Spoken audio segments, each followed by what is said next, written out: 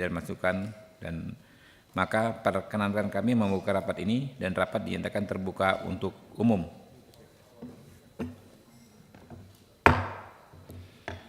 Kami menyampaikan terima kasih kepada Saudara Erasmus Napitupulu, brother. Ya, ini rekan saya ini kalau di TV ini, rekan berdebat, berbantah-bantahan. Ya, ini kan kita terima, bro. Jadi jangan ngomong lagi DPR tidak menyerap aspirasi masyarakat dong ya. Selaku Direktur Eksekutif Institute Criminal Justice Reform (ICJR) dan jajaran atas kehadirannya pada hari ini. Perkenankan pimpinan menyampaikan agenda RDPU hari ini, yaitu yang pertama, masukan ICJR atas beberapa peraturan perundang-undangan yang terkait dengan sistem peradilan pidana. Nah, ini yang salah satunya ini KUHP ya. Lalu tanya jawab dan diskusi dan penutup. Kami ingin mendapatkan persetujuan apakah rapat bisa diakhiri pukul mungkin sekitar paling lama sejam ya, nanti kalau ditambah lagi. Boleh Pak? Pak Sinaga? Oh, boleh? Sejam. Hadirin yang kami hormati, ya, sebelum para pihak menyampaikan penjelasannya, maka kami perlu sampaikan bahwa berdasarkan pasal 73 dan 74 Undang-Undang MD3, DPR dapat melaksanakan wewenang dan tugasnya berhak memanggil setiap orang secara tertulis dan hadir dalam rapat DPR. Dan begitu pula dengan ketentuan pasal 274 Undang-Undang MD3. Ya. Merujuk pasal 274 itu dalam rangka melaksanakan fungsi pengawasan, maka Komisi 3 DPR RI melaksanakan rapat dengan ICJR untuk mendengarkan masukan atas beberapa RUU terkait dengan sistem peradilan pidana di Indonesia, seperti rancangan KUHP, Kitab Undang-Undang Hukum Acara Pidana, rancangan Undang-Undang Pemberantasan Tindak Pidana Perdagangan Orang, dan lain-lain. Ya. Nah ini perlu kami sampaikan ya, Pak rekan-rekan ICJR ya, bahwa Komisi 3 telah menyampaikan usulan rancangan KUHP. Kayak kalau nggak salah kemarin ya. Kemarin benar nih, yesterday. Bukan kemarin benar, saya sudah tanda tangan ya sebagai prolegnas prioritas tahun 2005 kepada Balek. Di sini pun ada ketua Balek, anggota Komisi 3 ya. Dan meminta kepada Badan Keahlian Sekretariat Jenderal DPR RI untuk merumuskan rancangan KUHP beserta dengan naskah akademiknya. Diharapkan ya akhir tahun ini Komisi 3 DPR RI dapat menyusun rancangan KUHP tersebut. Dalam rangka penyusunan rancangan peraturan perundang-undangan, Komisi 3 dapat meminta masukan dari berbagai pihak termasuk ICJR. Nah ini jadi pucuk dicinta ulang pun tiba. Kami perlu masukan pas teman-teman mengajukan permohonan RDPU kali ini tentang hal yang sama, yaitu diantaranya tentang KUHP. Ya. Dalam penyusunan rancangan undang-undang ini kami dapat meminta masukan dari teman-teman. Untuk itu kami persilakan Saudara Erasmus untuk menyampaikan masukannya. Kami persilakan, bisa bergantian kalau memang ada perlu bergantian. Silakan, brother. Baik. Assalamualaikum warahmatullahi wabarakatuh. Selamat pagi, salam sejahtera untuk kita semua, Bapak, Ibu, rekan-rekan dari Komisi 3 senior kami sekalian yang sudah mau menerima kami, bersedia berkenan untuk menerima masyarakat sipil untuk beraudiensi hari ini. Pertama-tama saya juga ucapkan terima kasih kepada pimpinan Dr. Habibur Rahman, Bang Habib, yang sudah mau berdiskusi kesekian kali dengan kami untuk kemudian kita sama-sama mendorong adanya reformasi dan tentu saja pengembangan penguatan dari kerja-kerja Bapak Ibu selama ini di sistem peradilan pidana. Next mungkin Pak. Saya perkenalan dulu Bapak Ibu sekalian. Tadi Bang Habib sudah mengatakan kita mungkin teman lama begitu ya, ya teman-teman garis miring junior loh mungkin ya. Jadi dalam beberapa kali diskusi dengan Komisi 3 kami harus menyampaikan bahwa kami sangat senang bisa bekerja sama dengan Bapak Ibu sekalian. Kita punya sejarah yang cukup panjang untuk menelurkan beberapa aturan yang saya sering sekali mengatakan kepada Bapak Ibu di rekan-rekan Komisi 3 bahwa Bapak Ibu menelurkan beberapa aturan yang sebetulnya adalah groundbreaking atau aturan yang sangat progresif sekali terkait dengan beberapa perubahan di Indonesia. Beberapa di antaranya Bapak Ibu kita kerjakan bersama-sama, Bapak Ibu menerima masukan dari masyarakat sipil, Bapak Ibu rumuskan, mengambil kebijakan, dan akhirnya yang mendapatkan keuntungan adalah masyarakat Indonesia pada umumnya. Karena kami berkesempatan hari ini, saya mungkin mau flashback beberapa supaya kita makin dekat, makin kenal, dan kita sama-sama bisa mencapai tujuan apa hasil dari RDPU hari ini Bapak Ibu. Yang pertama mungkin saya harus mengingatkan terkait dengan misalnya undang-undang terorisme. Saya masih ingat berada di ruangan ini 2016 ya, sekitar tahun 2016, dan kita menelurkan satu kesepakatan terkait dengan kompensasi tanpa putusan pengadilan, Bang Habib. Dan itu datangnya dari DPR, bukan datang dari pemerintah saat itu. Hari ini banyak korban terorisme yang banyak korban terorisme yang tidak dapat mengakses kompensasi karena pelakunya meninggal. Karena pelakunya meninggal, pelaku terorismenya meninggal, tidak bisa tidak bisa diadili, sehingga kompensasi tidak bisa dijatuhkan saat itu. Lalu kemudian DPR mengambil inisiatif melakukan revisi undang-undang terorisme yang diajukan oleh pemerintah yang sama sekali saat itu tidak menyebutkan kata korban. DPR mengambil inisiatif dan memasukkan mekanisme pemberian kompensasi tanpa putusan pengadilan Bapak Ibu. Itu contoh salah satunya sampai hari ini para korban terorisme akhirnya dapat mengakses kompensasi karena kebijakan yang Bapak Ibu ambil. Lalu kemudian kita sama-sama berhasil memblok beberapa pasal yang saat itu kita anggap bertentangan dengan hak asasi manusia. Kalau Bapak Ibu pernah dengar pasal Guantanamo begitu ya Bang Habib, itu sama-sama kita blok saat itu di Undang-Undang Terorisme, dan hasilnya hari ini setidaknya kita memiliki mekanisme yang lebih ketat dalam melakukan review terhadap kerja-kerja dari aparat penegak hukum. Hal lain misalnya Bapak Ibu, kami harus mengingatkan TPKS mungkin tidak di Komisi 3, tapi beberapa anggota Komisi 3 Bang Habib ikut dalam balik Bapak Ibu juga menelurkan mekanisme dana bantuan korban, victim trust fund. Kalau dulu korban harus kejar-kejaran dengan pelaku, saat ini kalau pelaku tidak mampu membayar restitusi, restitusinya diambil alih oleh negara. Bapak Ibu memastikan hadirnya negara dalam sistem peradilan pidana kita, itu salah satu contoh luar biasa. Undang-undang ITE, saya juga menyaksikan bagaimana Bapak Ibu juga memberikan rekomendasi, merubah beberapa ketentuan meskipun itu ada di Komisi 1, beberapa di diskusinya juga dilakukan dengan Komisi 3. KUHP, KUHAP, beberapa di antaranya KUHP mungkin yang paling membekas karena KUHP saya bekerja sama dengan Bang Habib, kita chat-chatan begitu ya sampai dengan batas terakhir pengambilan keputusan. Nanti teman kami Mbak Iftita akan menceritakan bagaimana kami perlu mendorong organisasi advokat yang lebih baik. Bapak Ibu mungkin banyak dari sini yang advokat, tapi Bapak Ibu berhasil dalam KUHP memasukkan satu pasal, itu fabricated evidence atau pidana rekayasa kasus, yang sebelumnya tidak ada di dalam KUHP, rancangan KUHP di DPR itu dimasukkan. Beberapa ketentuan memoderasi misalnya ketentuan terkait contempt of court yang tidak hanya menyasar advokat, sekarang advokat juga dilindungi, dan beberapa ketentuan lain yang perbaikan TPKS, Bapak Ibu, kekerasan seksual juga Bapak Ibu masukkan di KUHP. Jadi poinnya Bapak Ibu kerjasama di antara kita, bagaimana Bapak Ibu mau membuka hati, membuka pikiran dan menerima kami adalah satu bagian penting dalam usaha-usaha kita untuk memperbaiki sistem peradilan pidana. Kami tidak punya kepentingan lain Bapak Ibu selain untuk mendukung dan berusaha berdiskusi. Kalau tadi kata Bang Habib saling berbantah-bantah ya, namanya juga pertemanan pasti tentu saja ada perbedaan pikiran. Tapi saya selalu dititipkan oleh Bang Habib, kami masyarakat sipil tentu tidak boleh merasa paling tahu. Itulah kenapa kami berusaha nantinya Bapak Ibu di dalam diskusi nanti kami meminta masukan dari Bapak Ibu, kami meminta catatan dari Bapak Ibu sehingga nanti masukannya bisa kami perbaiki, sehingga kami bisa memperbaiki diri untuk kemudian memberikan masukan yang lebih baik kepada Bapak Ibu sekalian. Bapak Ibu, untuk itu saya lanjut saja. Itu perkenalan dari ICJR, dan kami harap Bapak Ibu kalau nanti ada kesempatan lain kami boleh berdiskusi dengan Bapak Ibu sekalian secara terpisah. Kami bersedia dan kami berharap Bapak Ibu juga bersedia untuk bertemu dengan kami. Untuk itu saya langsung saja ke dalam beberapa usulan Bapak Ibu. Kami sebetulnya kemarin sudah bertemu dengan Balik DPR, tapi kami rasa bahwa kami perlu untuk mendiskusikannya dengan mitra langsung masyarakat begitu ya, yang mengurusi urusan penegakan hukum, yaitu Komisi 3.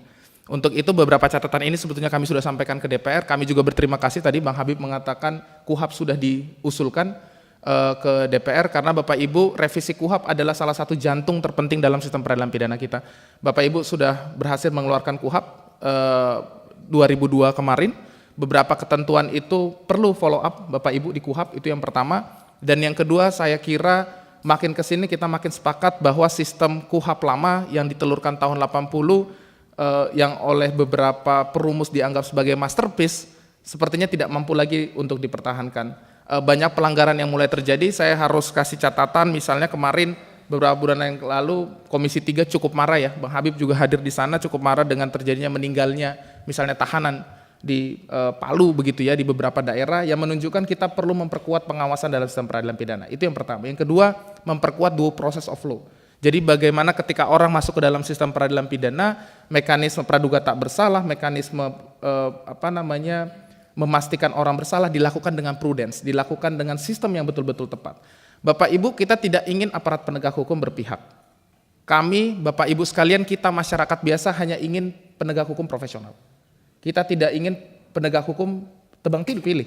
Kita ingin penegak hukum tidak tajam ke bawah, tumpul ke atas. Yang kita inginkan juga bukan penegak hukum yang misalnya lebih dekat ke satu sisi, lebih dekat ke sisi lain, tidak. Bagi kami, penegak hukum yang profesional itu dambaan kita semua. Karena dengan begitulah kita bisa memperbaiki sistem yang ada. Jadi karena tadi Bang Habib sudah mengatakan ini sudah jadi usulan Bapak Ibu, kami berterima kasih, itu yang pertama. Namun yang kedua, kami rasa meaningful participation Bang, bisa juga kita lakukan dalam perumusan sebelum masuk ke dalam DPR. Itulah kenapa dari periode sebelumnya, Bapak Ibu sekalian, kami sudah memasukkan masukan terkait dengan rancangan versi masyarakat sipil, tapi hanya 3 lembaga Bapak Ibu. Tentu masyarakat sipil di luar juga masih banyak yang akan memberikan masukan kepada Bapak Ibu. Itu atas nama ICJR, LAIP, dan IJRS. Kami sudah membuat RUU-nya Bang Habib. Kami sudah kirimkan juga ke Balek, ke Badan Keahlian Dewan ya, ke BKD. Lalu kemudian sudah beberapa kali juga kami bahas dengan beberapa anggota DPR yang sayangnya kemudian tidak lanjut begitu. Tapi kami meyakini bahwa Komisi 3 solid dan punya nuansa dan punya visi yang sama saya kira. Jadi kalau misalnya ini saya minta izin ke Bang Habib, kalau misalnya kita bisa teruskan diskusinya Bang dengan pihak BKD untuk memastikan penguatan beberapa masukan yang lebih teknis, itu akan lebih baik Bapak Ibu sekalian. Itu yang pertama. Yang kedua, next. Bapak Ibu, ini usulan kedua.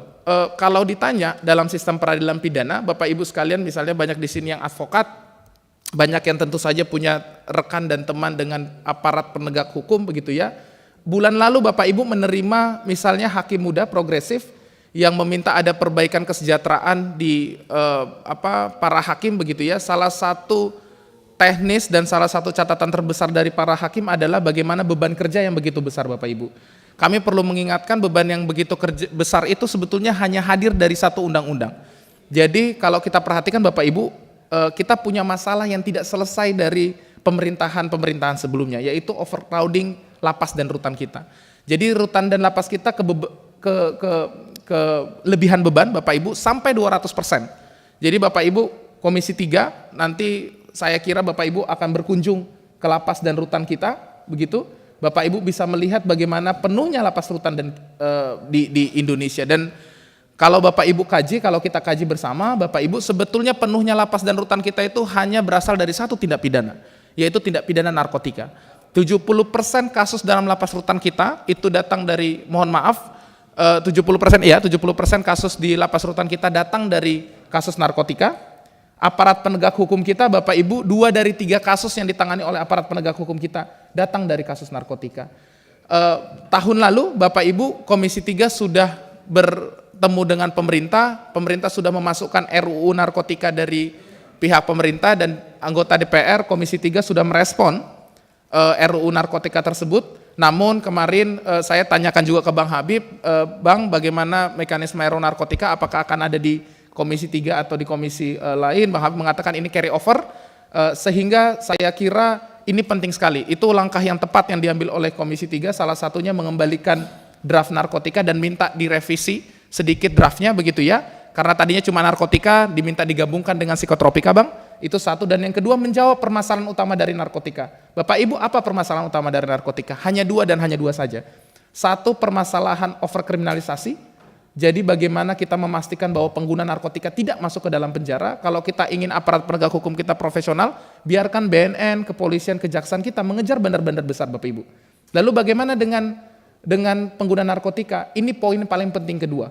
Poin paling penting kedua adalah memastikan bahwa para pengguna narkotika kita sudah punya pendekatan penegakan hukum yang sangat kuat. Bapak Ibu, hari ini di lapas rutan kita, detro, deret tunggu eksekusi mati itu 400 orang, 60% datang dari kasus narkotika Bapak Ibu. Jadi penanganan narkotika kita keras sekali, kuat sekali. Tapi itu berbanding lurus dengan penanganan terhadap pengguna narkotika yang harusnya kita dekatkan dengan pendekatan kesehatan. Untuk itu pendekatan permasalahan kedua yang harus kita lakukan Bapak Ibu adalah pendekatan kesehatan. Bagaimana caranya kami diminta saat itu oleh pemerintah dan DPR untuk memastikan mencari metode bagaimana memastikan pengguna narkotika tidak masuk ke dalam penjara. Salah satu metode yang paling dekat Bapak Ibu, kalau Bapak Ibu nanti berkenan, saya kira nanti akan ada diskusi terkait RUU narkotika terpisah Bapak Ibu ya. Kami akan memaparkan satu kajian dari Unika Atmajaya, Fakultas Hukum Unika Atmajaya bersama Fakultas Kedokteran dan Farmasi Unika Atmajaya terkait dengan gramasi, threshold Bapak Ibu. Threshold adalah ambang batas pengguna narkotika. Ambang batas ini sudah digunakan Bapak Ibu dari tahun 2010 oleh Mahkamah Agung dan dalam beberapa putusan sayangnya tidak konsisten karena tidak diatur di level undang-undang. Kami berharap Bapak Ibu dari Komisi 3 yang memang akan carry over nantinya melanjutkan pembahasan dalam narkotika bisa tetap konsisten dengan poin Bapak Ibu yang itu didukung oleh masyarakat sipil, kami dukung, yaitu tadi dua Bapak Ibu. Satu, memastikan tidak ada overkriminalisasi. Kita ingin mengejar bandar besar, bukan pengguna narkotika Bapak Ibu, bukan orang-orang yang menggunakan narkotika di bawah 1 gram, penggunaan kecil yang harusnya pendekatannya yang kedua, yaitu pendekatan kesehatan Bapak Ibu sekalian. Supaya nanti masalah beban kerja Apgakum, kemarin hakim datang ke sini, Bapak Ibu sekalian, Bapak Ibu sudah sangat menerima dengan luar biasa, follow up-nya juga konkret, tapi kami berharap ini bisa kita selesaikan dengan apa? Mengurangi beban kerja APH kita dengan memperbaiki undang-undang narkotika. Bapak Ibu di sini juga hadir rekan-rekan kami, saya akan berbagi Bang Habib supaya kita bisa berdiskusi juga. Saya mungkin tadi lupa ya, kita perkenalkan dulu. Tadi ada beberapa anggota DPR, Bapak Ibu sekalian senior yang baru datang. Saya boleh memperkenalkan diri sekali lagi, nama saya Erasmus Napitupulu. Saya Direktur Eksekutif dari ICJR, Institute for Criminal Justice Reform. Kami NGO kecil Bapak Ibu yang bergerak di bidang reformasi kebijakan sistem peradilan pidana berlandaskan hak asasi manusia dan due process di Indonesia. Paling kiri ada Mas Adi Gama, Program Manager dari ICJR yang fokus nanti di isu TPPO, perdagangan orang, HAM internasional. Lalu di sampingnya ada Mbak Ajeng Gandini Kamila, beliau Program Manager juga di ICJR. Mbak Ajeng ini salah satu yang dulu Bapak Ibu bersama-sama dengan Bapak Ibu yang tadi saya katakan melakukan advokasi terhadap undang-undang terorisme yang menelurkan kompensasi tanpa putusan pengadilan, begitu Bapak Ibu. Lalu kemudian di samping kanan saya ada Mbak Iftitha Sari, Program Manager, beliau yang akan memimpin melit isu KUHAP, Bang Habib, Bapak Ibu sekalian, Kitab Undang-Undang Acara Pidana. Kami sudah menelurkan audit KUHAP, nanti Mbak Tita juga akan menjelaskan terkait dengan RUU advokat, karena Bapak Ibu di sini banyak yang advokat. Saya kira ini harus kita perbaiki ya Bapak Ibu ya, kembali ke rumah kita sendiri advokat. Lalu kemudian di sebelah kanan saya ada Mbak Asri, beliau peneliti muda dari ICJR yang fokus pada legislasi pidana. Pasca KUHP ada beberapa ketentuan legislasi pidana yang harus kita perbaiki. Dan paling kanan ada Mas Iqbal, fokus di isu pendampingan, human rights defender dan peradilan pidana juga. Untuk itu saya lanjut Bang Habib, izin saya berikan kepada rekan saya Mbak Iftitha Sari, silakan. Selamat pagi Bapak Ibu, perkenalkan kembali saya Tita, saya peneliti ICJR. Izin kami akan melanjutkan pemaparan mengenai RUU advokat. Jadi tadi selain ada KUHAP, kemudian ada RUU narkotika, RUU ketiga yang menurut kami juga paling penting dalam sistem peradilan pidana untuk didorong adalah RUU advokat Bapak Ibu. Tadi sudah disampaikan bahwa dalam perkembangannya KUHAP sangat tidak banyak mengatur mengenai kewenangan advokat. Di dalam KUHAP sendiri terlalu condong kepada kewenangan dan juga otoritas-otoritas dari APH, polisi, jaksa, hakim. Namun kewenangan untuk pembelaan, kewenangan untuk bagaimana kedudukan advokat dalam sistem peradilan pidana itu sangat minim diberikan. Dan ini yang kami temukan dalam riset, dalam audit KUHAP tadi juga, yang itu juga penting untuk kita memastikan ada keberimbangan antara peran advokat dan juga peran aparat penegak hukum dalam sistem peradilan pidana. Namun di sisi lain Bapak Ibu, setelah kami mencermati lebih dalam mengenai advokat dan juga kelembagaannya, kami melihat masih ada sisi yang perlu perbaikan sebetulnya dari sisi kelembagaan, utamanya organisasi advokat. Kami melakukan riset pada tahun 2023, ini judulnya menerapkan standarisasi, memperkuat akuntabilitas dan nilai ideal profesi advokat. Ada dua isu besar dalam kelembagaan advokat saat ini yang kita hadapi, yaitu masalah ketidakadaan standarisasi dan juga akuntabilitas Bapak Ibu. sebagaimana dalam undang-undang advokat sekarang yang dia 21 tahun umurnya belum pernah direvisi sama sekali. Dulu sudah pernah ada upaya tahun 2011 2012 tapi belum berlanjut begitu untuk melakukan revisi undang-undang narkotika. Namun dalam faktanya undang-undang ini sudah tidak lagi dapat mengakomodir kondisi faktual hari ini Bapak Ibu. Di dalam undang-undang advokat semangatnya yang ada adalah wadah tunggal organisasi profesi advokat single bar. Namun dalam konteks hari ini faktanya sudah multibar gitu. Di daerah-daerah banyak organisasi-organisasi advokat yang dia juga tidak punya cabang di kabupaten atau di dalam pusat, tapi hanya ada di satu kota atau satu kabupaten tertentu begitu. Dan ini mekanisme pengawasannya bagaimana dia menjalankan organisasi, fungsi 8 organisasi mulai perekrutan, ujian dan sebagainya yang itu tidak ada standarisasi yang dan berbeda-beda dengan antara satu organisasi dengan organisasi yang lain.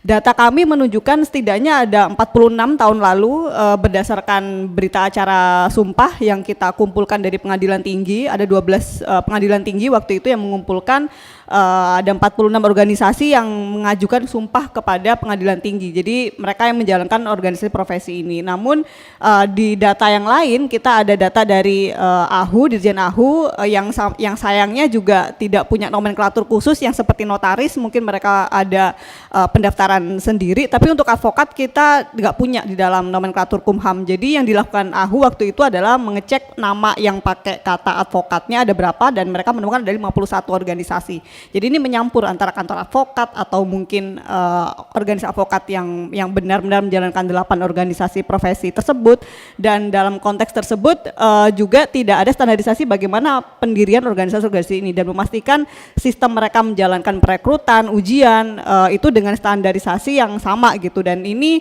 akibatnya tentu yang pertama tidak tercapai dari undang-undang advokat itu sendiri yang menginginkan adanya jaminan kualitas profesi advokat karena kita tidak punya standarisasi organisasi advokat antara satu organisasi dengan organisasi yang lain di satu daerah dengan daerah yang lain akan berbeda-beda disparity kualitasnya.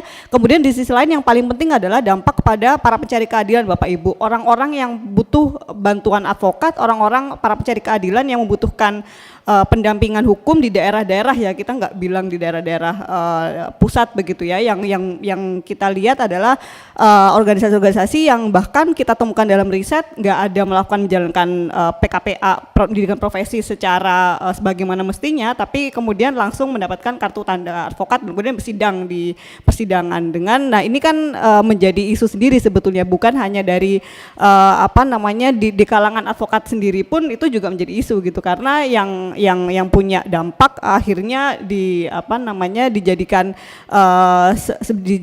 satu kesalahan satu advokat akhirnya itu juga berdampak pada advokat-advokat yang lain, dan ini juga menjadi concern dalam berbagai advokat besar ya, terutama yang kita juga bersama-sama menjalankan riset waktu itu. Dan selain itu Bapak Ibu, selain terhadap dampak pada para pencari keadilan dan tentu bagaimana kita kedepannya harus memastikan bahwa kondisi ini bagaimana untuk mencapai akuntabilitas dan juga standarisasi organisasi advokat dengan kondisi yang sudah faktanya sudah multibar. Di tahun 2004 dan 2010 waktu itu MK sudah menyatakan, dan ini amanat dari MK untuk mengubah undang-undang advokat, dan itu adalah kewenangan open legal policy untuk menentukan apakah kita masih mempertahankan dengan sistem saat ini gitu. Dan yang salah satu menjadi rujukan atau yang menjadi rekomendasi dari kami adalah yang penting adalah ada satu wadah regulator, single regulator kami menyebutkannya, yang itu bisa mengatur bagaimana standarisasi organisasi-organisasi yang sudah terlanjur ada dan terus bertumbuhan gitu. Dari organisasi advokat kemarin juga ada yang melaporkan sampai sekarang saat ini per hari ini sudah ada lebih dari 100 organisasi Bapak Ibu, dan kita nggak bisa memastikan bagaimana organisasi-organisasi ini nggak bertumbuh lagi gitu. Jadi yang bisa kita lakukan adalah bagaimana pemerintah dalam konteks ini juga memastikan ada kepentingan dalam hal memastikan pencari keadilan dan juga akses keadilan terhadap para pencari keadilan, tapi di sisi lain juga memastikan kualitas dari pendampingan hukum dari advokat itu juga bisa dikontrol begitu. Dan ini yang menjadi isu penting, begitu pentingnya bagaimana kita punya standar regulator yang bisa melakukan verifikasi antara lain terhadap organisasi-organisasi advokat, kemudian memastikan adanya standar yang sama gitu. Jangan sampai ada satu organisasi yang dia sangat tinggi standarnya ya, mereka punya continuing legal education, advokat-advokatnya, anggotanya dididik, ada didorong untuk bisa mendapatkan pendidikan lanjut dan lain sebagainya. Tapi di sisi lain ada juga organisasi-organisasi yang bahkan nggak ada PKPA, nggak ada standar untuk memastikan kualitas, tapi bisa melakukan pendampingan gitu. Dan ini kan sangat merugikan bagi para pencari keadilan. Dan konteks ini tadi kalau kita hubungkan dengan bagaimana kita mau memperkuat peran advokat dalam KUHAP ketika nanti berhadapan dengan aparat penegak hukum, itu menjadi jomplang gitu. Bagaimana nanti kita bisa memastikan tujuan yang mau kita harapkan adanya keberimbangan antara negara dan juga APH, tapi dalam konteks ini advokatnya masih punya masalah dari segi kelembagaan, dari segi internalnya mereka. Dan menurut kami ini penting untuk pemerintah melakukan intervensi begitu dalam konteks ini, tidak dalam hal untuk mengurangi independensi advokat. Ini yang selama ini sering menjadi argumentasi yang mengcounterbalikan begitu ya. Tapi di sisi lain ada kepentingan akses terhadap keadilan yang itu menjadi tanggung jawab pemerintah untuk memastikan hal tersebut. Kemudian yang selanjutnya adalah RUU Penyadapan, Bapak Ibu.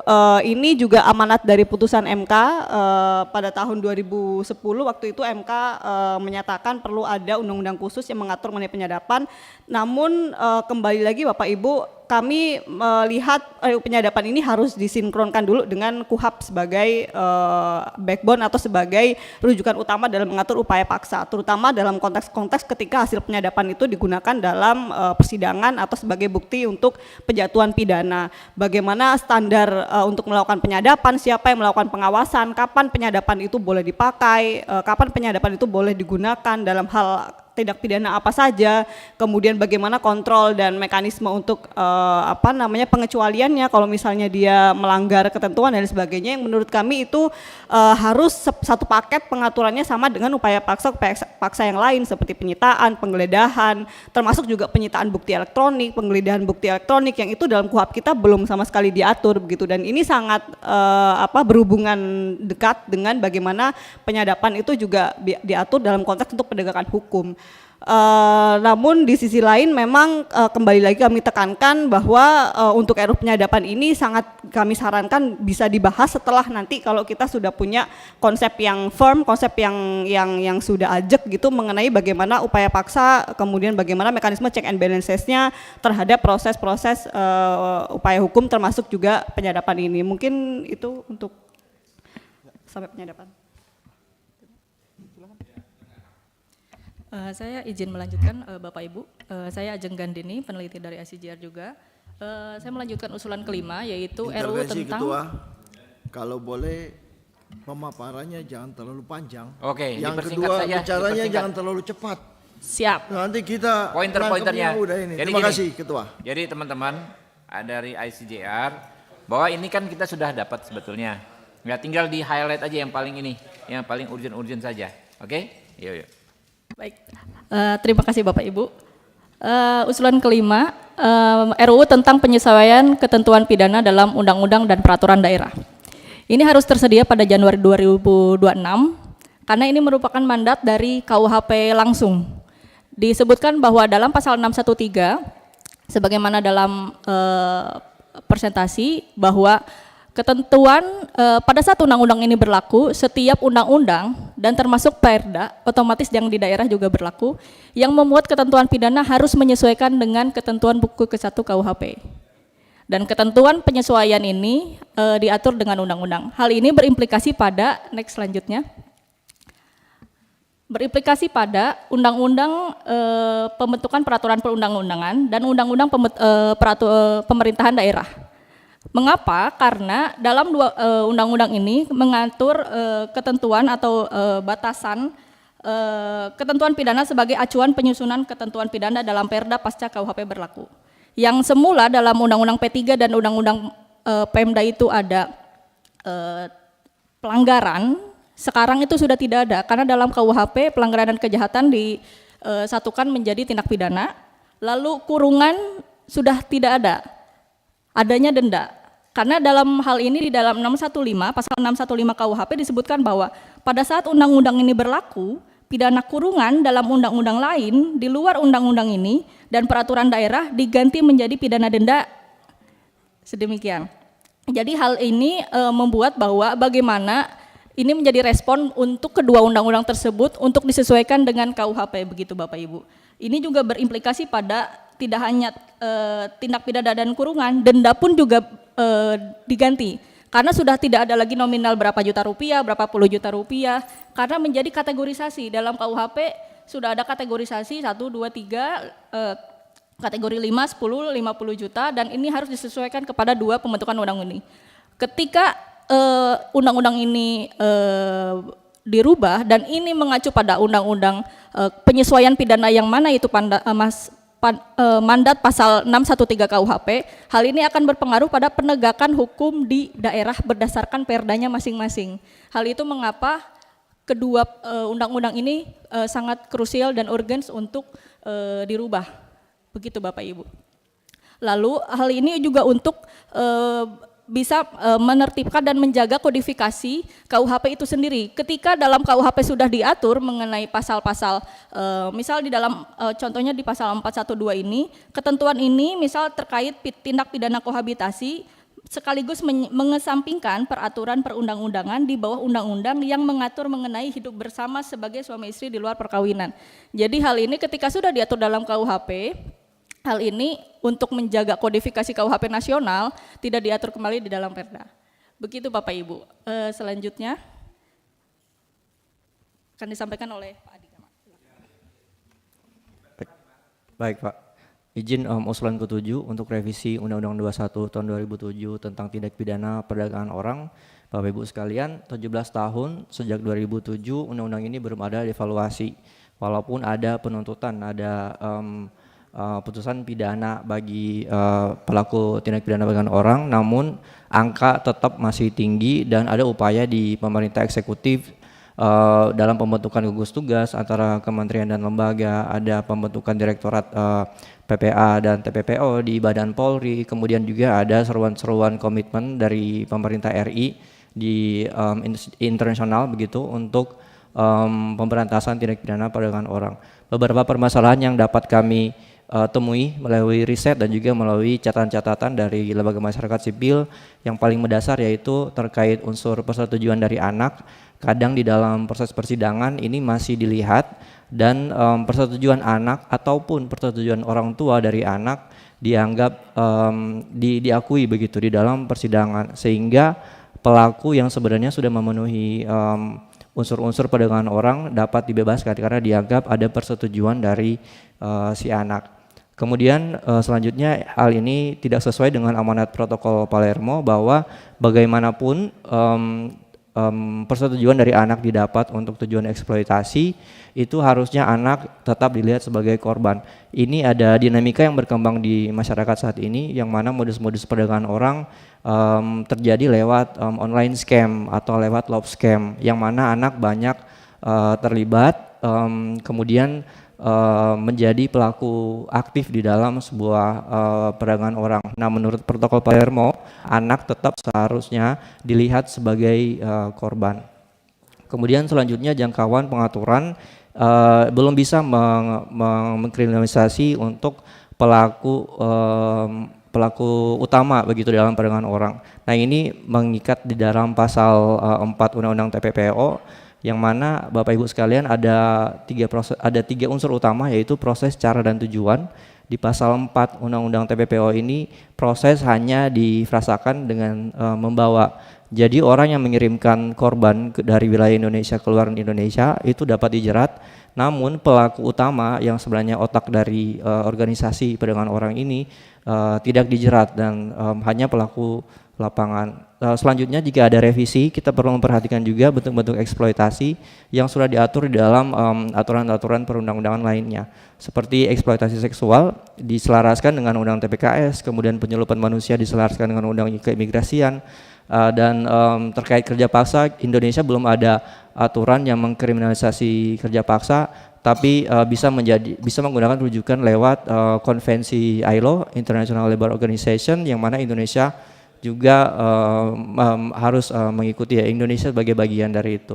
Kemudian yang terakhir penguatan tentang hak korban baik dalam prosedural jaminan kerahasiaan identitas korban ini harus dijamin. Dari seluruh putusan yang kami teliti, semuanya mencantumkan nama lengkap korban, nama lengkap orang tua, asal, dan nanti seharusnya hal ini harus lebih strict dan identitas korban ini harus bisa dapat dijamin begitu. Selanjutnya restitusi, walaupun ada tuntutan, ada putusan restitusi, pelaksanaan restitusi ini ada kemandekan yang mana yang disampaikan sebelumnya yang ditangkap gitu hanya pelaku lapangan yang tidak ada yang status ekonominya minim dan tidak dapat memberikan jaminan ganti kerugian bagi korban. Selanjutnya mungkin perlu diatur juga terkait pemblokiran rekening atau perampasan aset juga untuk tujuannya untuk pembayaran restitusi. Baik, terima kasih. Terima kasih. Ini poin terakhir kami, pimpinan, Bapak Ibu sekalian. Indonesia, kita berpuluh-puluh tahun Bapak Ibu bicara tentang penegakan hukum. Kita berpuluh-puluh tahun sampai di titik ini kita bicara bagaimana menindak teras para pelaku tindak pidana. Saya kira Bapak Ibu sudah sangat ansih dengan itu. Tapi kita kelupaan satu subsistem dalam peradilan pidana kita yang menjadi dasar kenapa kita melakukan penegakan hukum, yaitu korban dan masyarakat, Bapak Ibu sekalian. Bapak Ibu, saya kembali lagi mengingatkan Bapak Ibu sudah mengeluarkan banyak sekali kebijakan yang sangat progresif terhadap korban.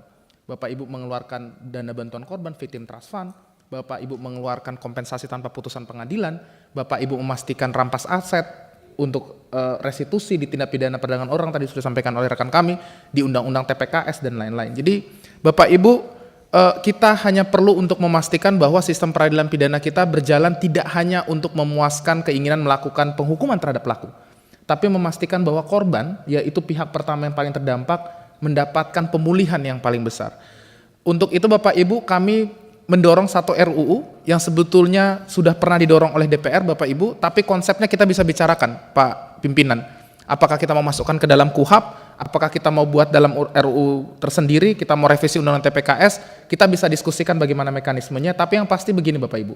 Ketika aparat penegak hukum melakukan penegakan, aparat penegak hukum mendapatkan dana dari penegakan hukum. Ada PNBP, penerimaan negara bukan pajak yang didapat dari penegakan hukum. Pertanyaannya, berapa anggaran yang disiapkan negara untuk pemulihan korban? Jawabannya, kalau korban yang mengklaim ganti rugi, maka itu tergantung dari restitusi yang diberikan oleh negara, yang diputuskan oleh hakim dan mau dikejar oleh jaksa. Kalau bentuknya ganti rugi penggabungan perkara, Bapak Ibu di sini advokat, dia tergantung dari gugatan oleh korban. Pertanyaannya, mana mekanisme yang otomatis dan efektif?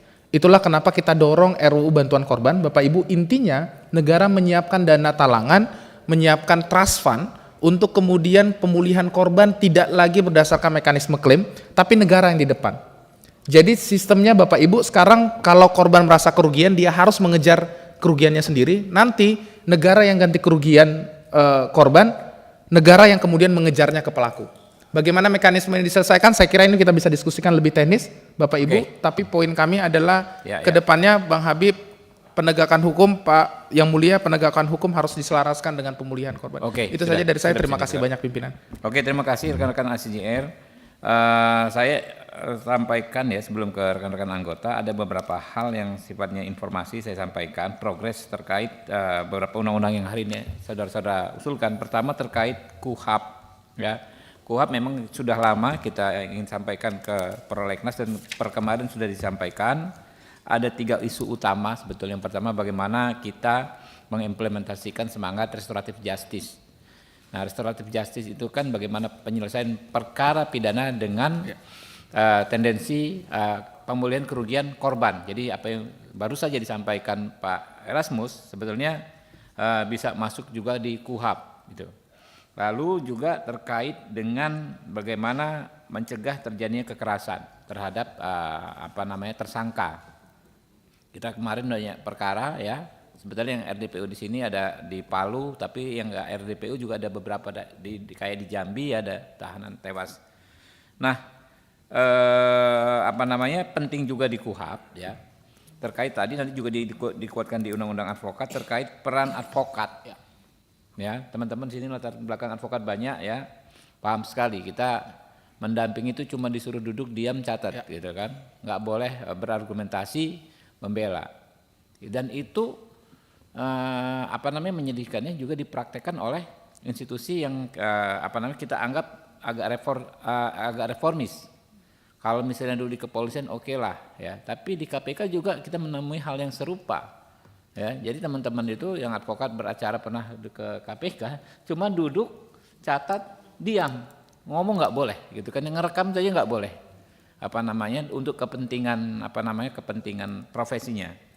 Itu. Nah terkait dengan narkotika, ya betul tadi kita masuk carry over karena memang kemarin kita kembalikan karena mau disatukan dengan psikotropika.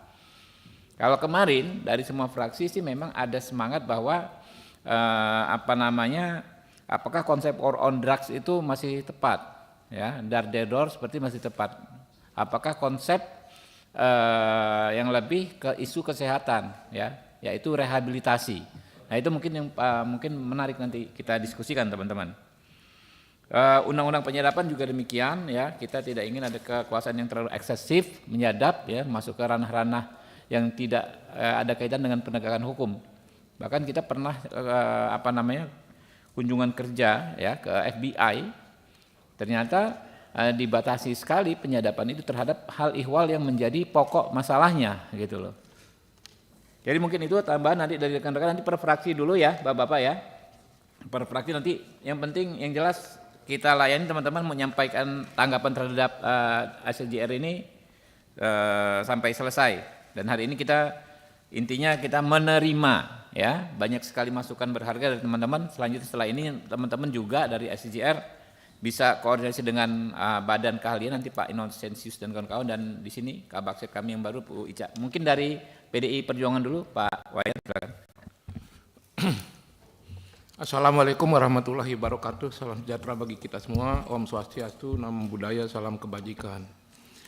Pimpinan dan anggota yang saya hormati, rekan-rekan ICJR, tanpa kecuali terima kasih atas kehadirannya. Ya dulu saya yang duduk di sana gitu. Sehingga kalau sekarang Pak Habib duduk di sana, di sini, tinggal komunikasinya yang maksimal, yang intensif, efektif begitu.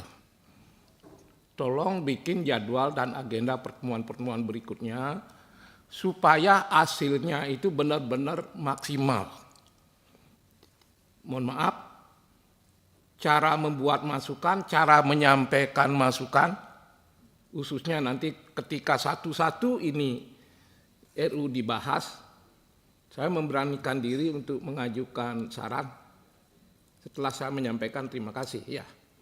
Saran pertama, kan selama ini sasaran kritik berbagai soal itu DPR, karena memang DPR dipilih rakyat, harapan rakyat luar biasa.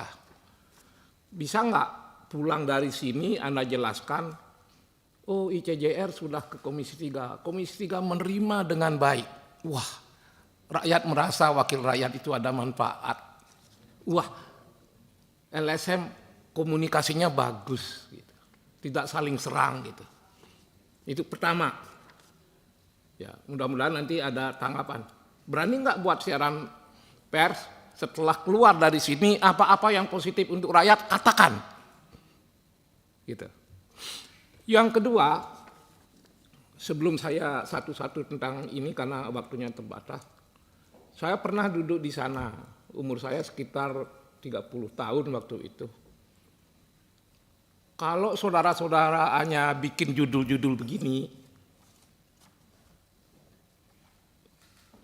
habis berdebat di sini hilang. Saya dulu diajarkan oleh Pak Lobi Lukman, Bang Buyung, Pak Iyap, kalau ke DPR jangan anggap DPR itu tidak pinter. Kalau konsep kamu enggak di atas dia, konsep kamu itu enggak akan diperhatikan. Maka ketika pembahasan KUHAP dulu, kami membuat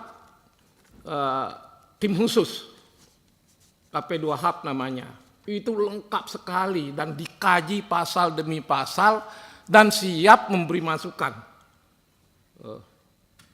Mohon maaf, kalau cara LSM berdebat dengan DPR kayaknya kurang kena.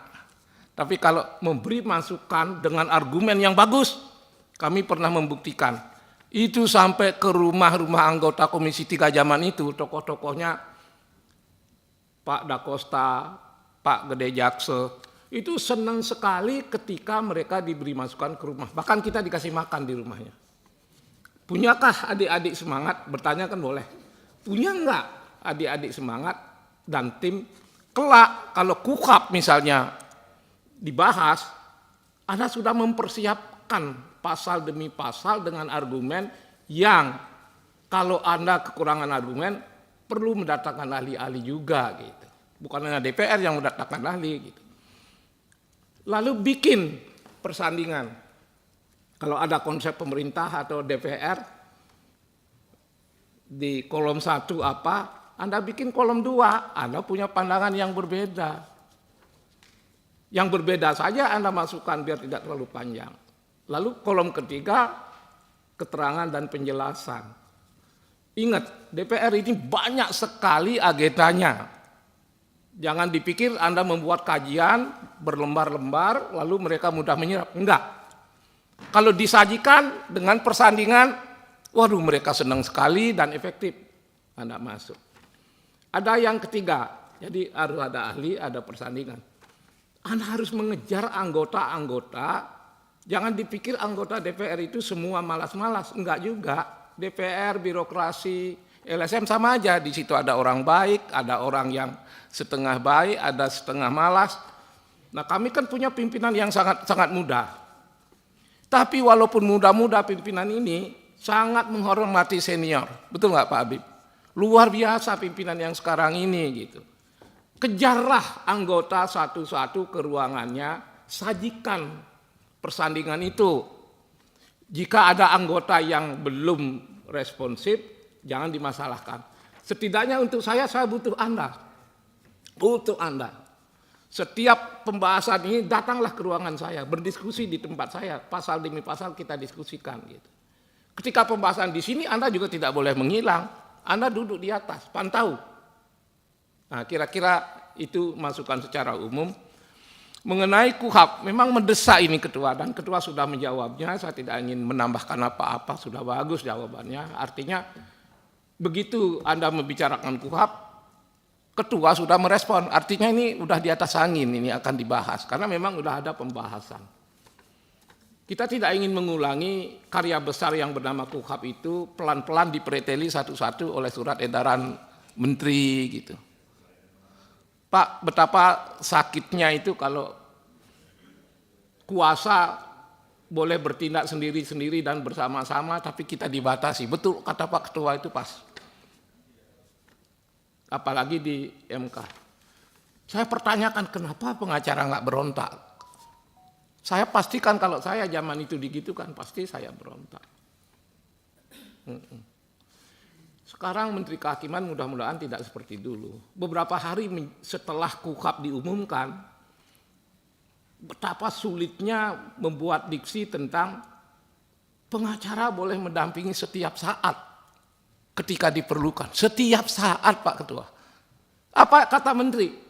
Dirubah dalam beberapa hari setelah KUHAP diumumkan. Dengan apa? Ya dengan surat edaran Menteri. Bunyinya apa? Setiap saat harus diartikan ketika jam kerja. Lalu mereka mudah menangkap orang, malam-malam ditangkap, malam-malam diperiksa. Ya nggak bisa mendampingi kan? Karena bukan jam kerja. Jadi akal-akalan seperti itu mudah-mudahan kita bisa. Tapi mereka atasi. kerja itu Pak. Mereka menangkap malam-malam kan. Berarti kan mereka kerja. Kita nggak boleh kerja gitu. Ya itulah. Supaya kita nggak mendampingi, tangkap malam-malam. Periksa malam-malam. Kita tidak boleh mendampingi. Kira-kira karena teman-teman banyak hari ini tidak bisa membahas terlalu detail satu-satu. Tapi beberapa Pak Ketua saya ikut mendukung adik-adik kita. Yang KUHAP ini segera harus masuk prolegnas, dibahas, undang-undang advokat, perdagangan orang, penyadapan.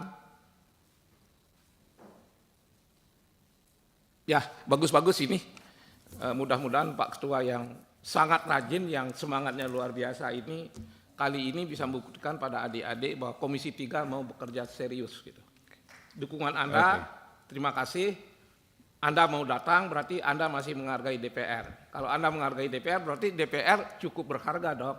Katakan itu ke masyarakat.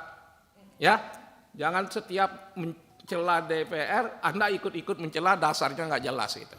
Sekarang ada orang yang Tenang. muda-muda yang hebat-hebat itu. Sabar, sabar, Pak Wayan. Terima kasih. Jadi ini kan nanti akan dibahas satu persatu undang-undang ya teman-teman sekretariat, ya nanti dipastikan ICJR menjadi salah satu yang diundang dalam setiap pembahasan undang-undang tersebut. Oke, berikutnya dari Golkar. Pak siapa, silakan.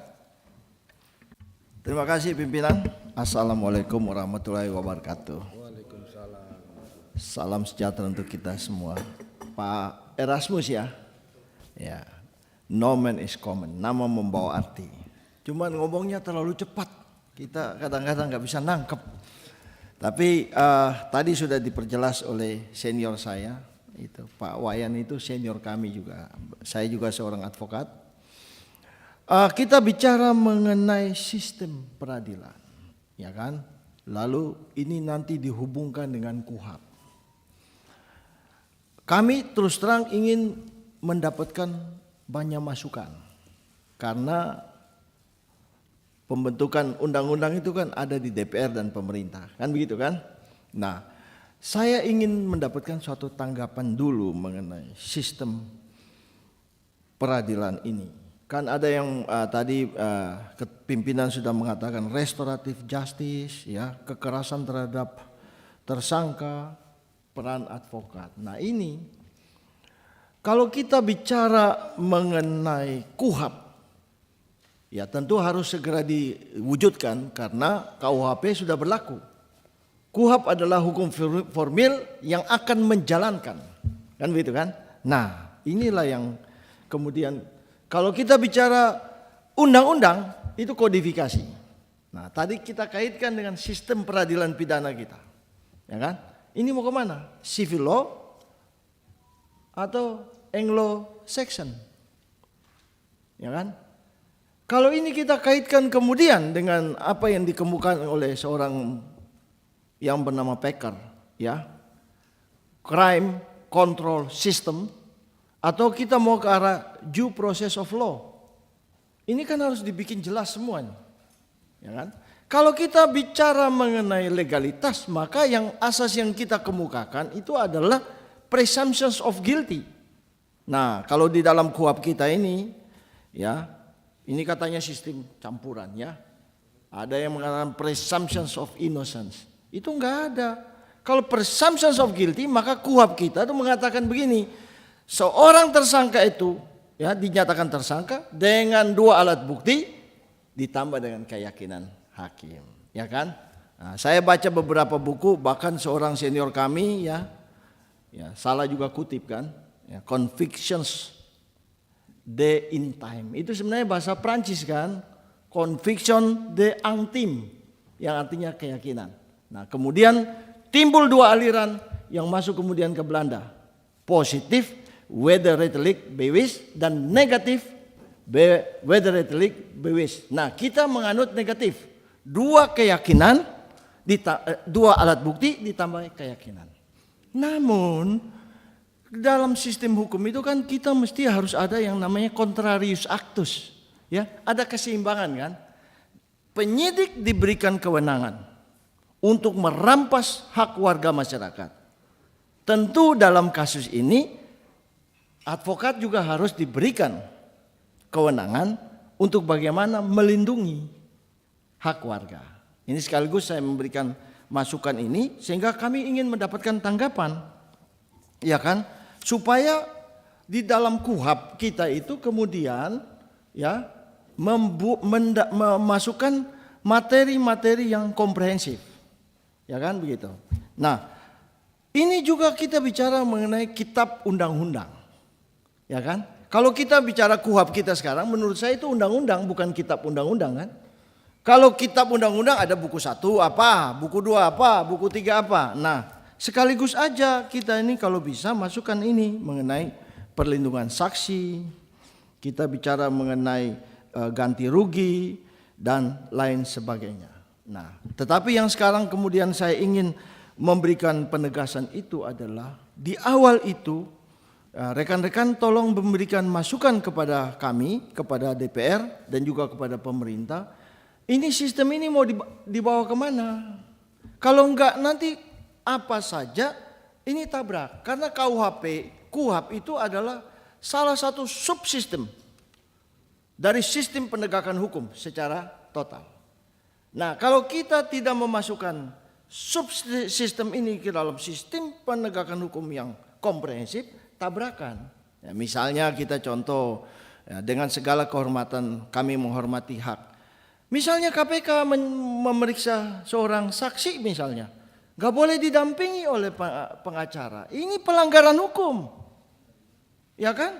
Karena ini masalah yang kemudian, ya, karena apa rekan-rekan?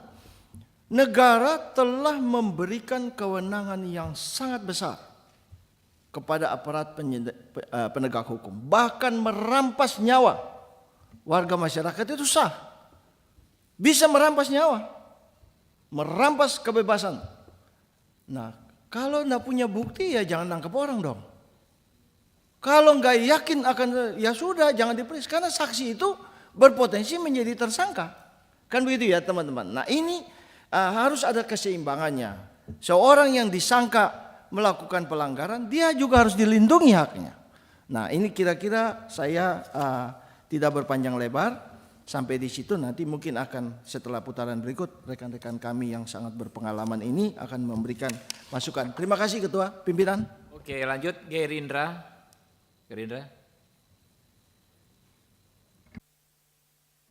Ya, baik, Ini terima kasih. Pak Bob Hasan, ini Ketua Balik ini, guys. Ya. Tadi Pak Sodeson Tandra, ini ahli hukum. Ya, saya dengan Bob Hasan dari fraksi Gerindra. Teman-teman ICJR ya, saya singkat teman-teman ICJR. Saya jujur hari ini mau mendaftar sebagai pendukung ICJR. Ya. Jadi judul saya minta teman-teman judulnya apalah? Jangan bingung. Tanda kutip jangan bingung. Kembalilah kepada nama Anda, Institute for Criminal Justice RIVEM. Kalau Institute for Criminal Justice itu umum, tapi yang menarik ini RIVEM-nya. Jadi kalau dalam pengusulan Anda terkait dengan rancangan undang-undang yang Anda sampaikan pada hari ini, ingatlah nama Anda, yaitu RIVEM.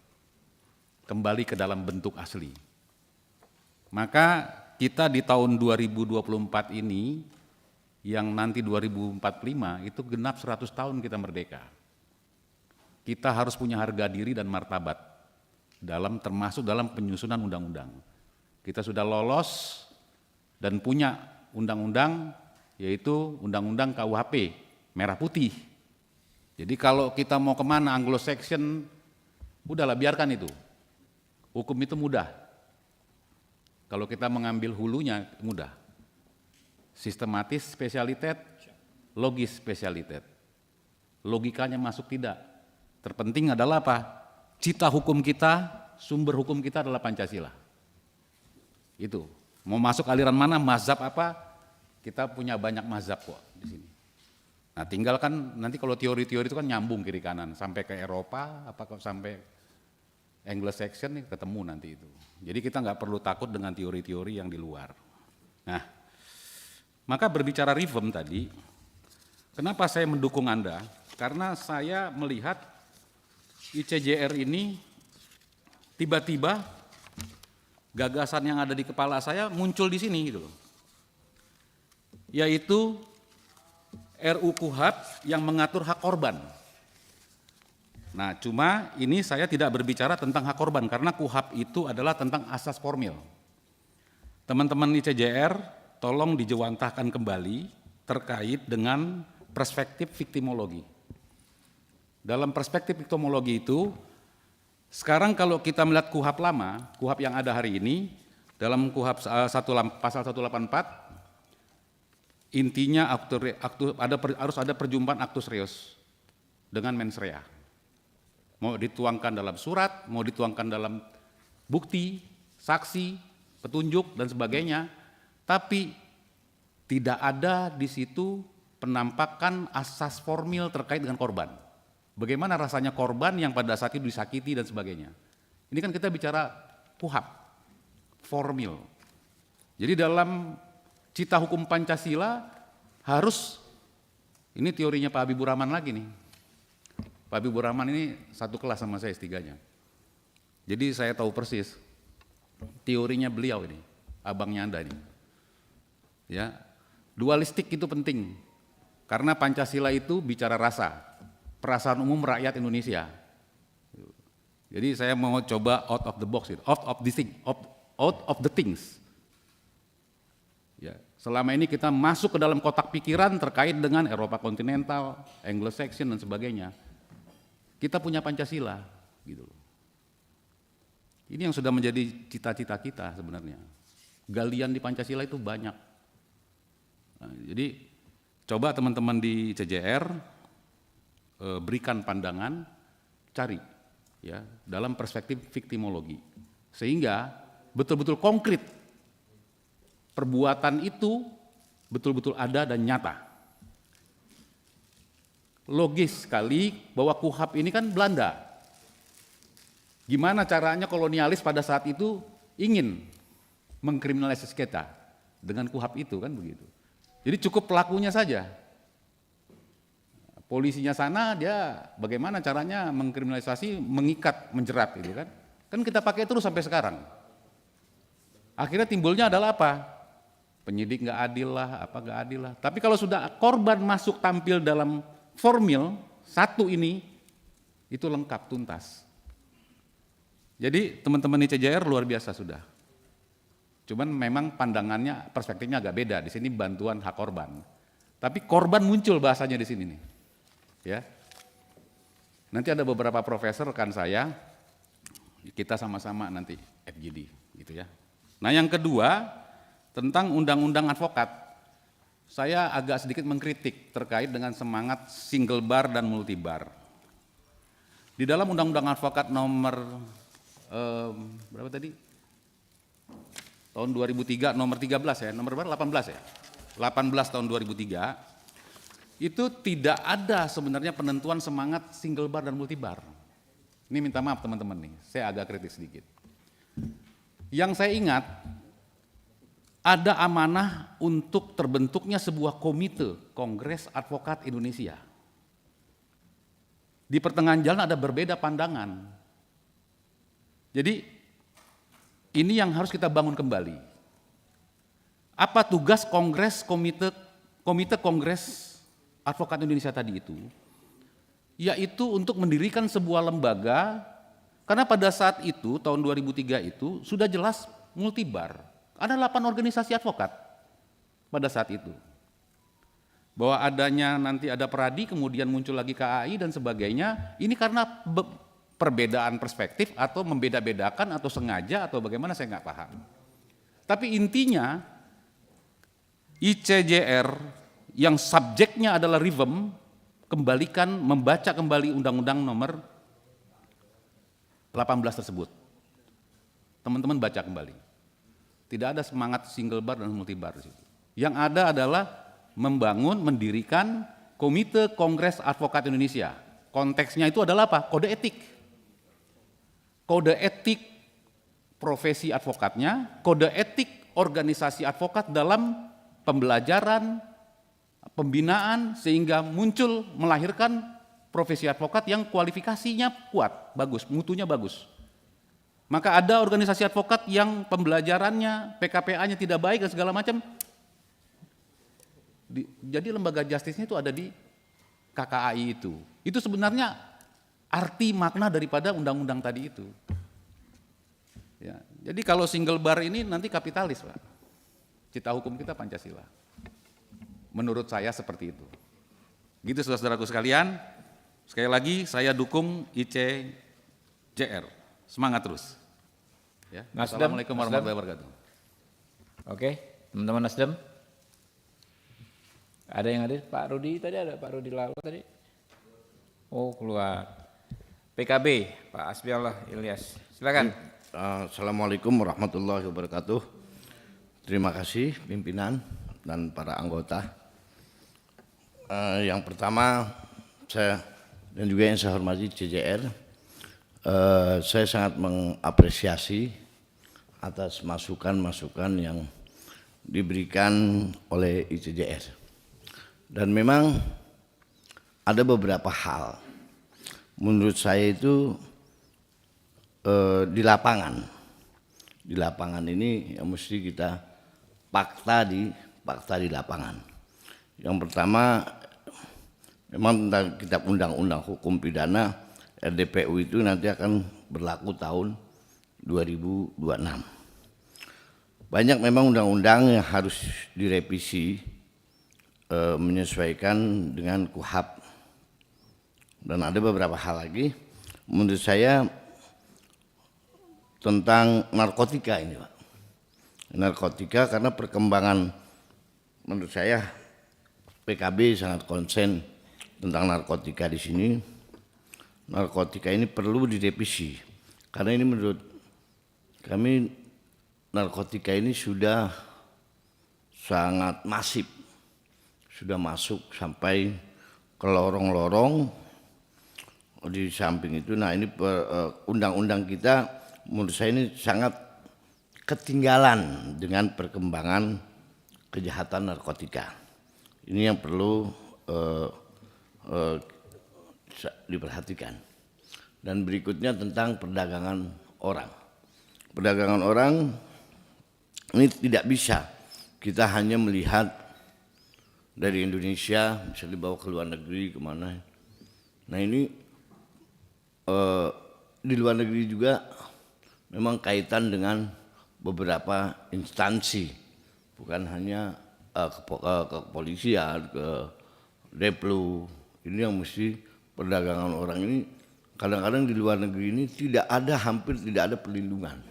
Salah satu contoh misalnya di negara-negara Arab itu, bisa dikatakan PMI kita itu tidak ada perlindungan. Nah ini ICJR tolong berikan masukan kepada kita tentang dua hal ini. Dan menurut saya betul, saya sepakat dengan orang tua kita yang tadi dari PDI, harus banyak diskusi dan harus lebih masukan yang memang beri masukan ide-ide yang konteks di lapangan ini loh. Jadi kita tidak hanya melihat secara gambaran seperti ini, tapi di lapangannya kadang-kadang tidak sesuai dengan apa yang ada di lapangan. Terima kasih pimpinan. Assalamualaikum warahmatullahi wabarakatuh. Waalaikumsalam warahmatullahi wabarakatuh. PKS ya mungkin ya. Pak Nasir Jamil tadi, Pak An, Demokrat. Nah, oke, silakan Pak Andi. Bismillahirrahmanirrahim. Terima kasih pimpinan. Terima kasih atas kehadiran rombongan ICJR yang mau berbagi dan memberikan masukan-masukan. Assalamualaikum warahmatullahi wabarakatuh. Ada beberapa hal yang tadi disampaikan dan mungkin saya tidak terlalu menyimak secara keseluruhan, akan tetapi saya lebih memfokus dengan beberapa hal tentang rancangan undang-undang yang akan dipaparkan. Nah, diantaranya adalah salah satunya yang saya menarik di sini adalah tentang rancangan undang-undang soal narkoba, yang mana kita semua tahu bahwa bahaya laten narkoba itu sangat memprihatinkan sampai sekarang ini, dan itu menjadi musuh bersama bagi kita semua. Sehingga yang menjadi topik di sini dalam rancangan undang-undang yang saya mau sampaikan adalah bagaimana supaya rancangan undang-undang yang akan dipaparkan atau yang akan diusulkan itu lebih memfokus bagaimana supaya jangan sampai hanya pada tataran penggunaan atau pemakai. Itu sedikit supaya agak lebih fokus, supaya bagaimana supaya pemakai itu atau pengguna itu kita jadikan korban, sehingga fokus pada tataran bagaimana dalam hal mengejar para bandar-bandar yang betul-betul memprihatinkan sampai sekarang ini. Itu mungkin yang mesti. Dan kedua, dalam hal perancangan undang-undang ini nantinya sekiranya tidak menjadi satu lembaga yang punya pemikiran saja, tapi coba didiskusikan kepada elemen-elemen lain atau lembaga-lembaga lain, sehingga nantinya apa yang diusulkan itu menjadi buah pemikiran bersama, bukan pemikiran yang seolah-olah bahwa ini pemikiran dari ICJR gitu loh. Ya, harus ada combine dengan lembaga-lembaga lain agar supaya betul-betul hasil penelitiannya yang diusulkan nantinya di Prolegnas itu bisa diterima oleh semua kalangan. Yang kedua adalah masalah rancangan undang-undang advokat. Tadi sudah dijelaskan sama Kakanda bahwa itu memang ada beberapa hal yang terjadi tentang undang-undang itu. Kalau saya lebih fokus adalah bagaimana menyatukan para organisasi advokat. Mungkin bagaimana cara ICJR itu memberikan gambaran untuk menyatukan. Bagaimana Kanda? Ini organisasi advokat ini sudah berpuluhan, sehingga bisa menyatukan organisasi ini, dan bagaimana cara pengangkatannya nanti itu bisa sejalan dengan undang-undang yang telah diatur.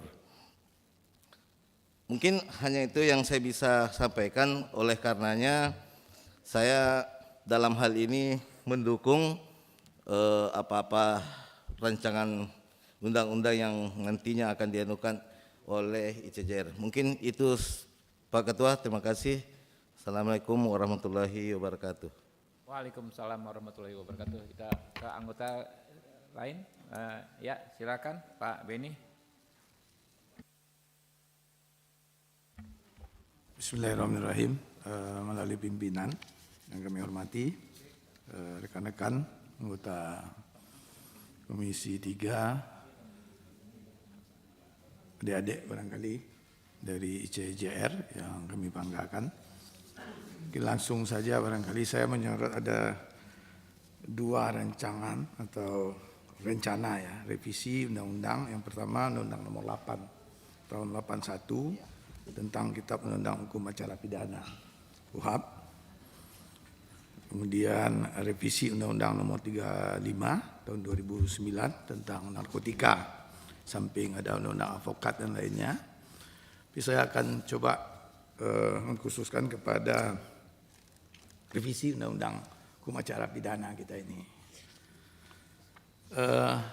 Pertama, lahirnya KUHAP ini pada tahun 82 ini kan, tahun 81 maksud saya, ini adalah karya agung anak bangsa pada waktu itu. Kebanggaan kita para APH, penegak hukum pada waktu itu. Karena ini dulunya acuan kita itu kan HR, ya masih zaman Belanda, kemudian lahirlah KUHAP, karya anak bangsa kita. Kemudian waktu itu tentu digali dari kondisi-kondisi real yang ada penegakan hukum pada masa itu. Sempurnalah pada waktu itu, ya KUHAP kita itu. Kemudian dalam perjalanan ternyata itu tidak sempurna, banyak persoalan-persoalan, sehingga waktu itu sepengetahuan kami ditutuplah.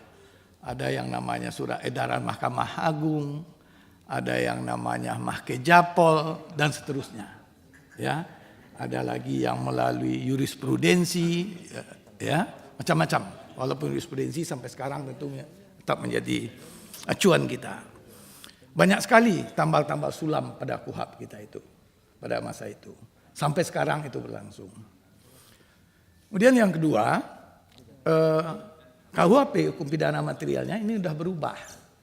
Sedangkan hukum formilnya, hukum acaranya ini belum.